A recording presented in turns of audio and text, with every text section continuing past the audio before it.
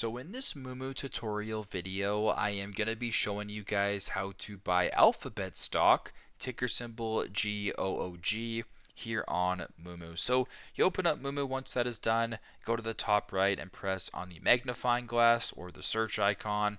At the top, type in ticker symbol GOOG. At the top, it'll say alphabet C. Go ahead and press on that. You can also do alphabet A as well, ticker symbol GOOGL, but for this demonstration, I will press on GOOG.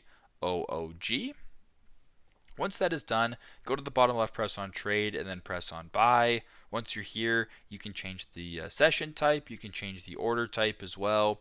You can type in the amount of quantity that you're looking for. Once that is all done, you can press on buy and proceed this way. So very simple, very straightforward. This is how to buy alphabet stock on Moomoo. Thanks again for watching, and I hope this video helps.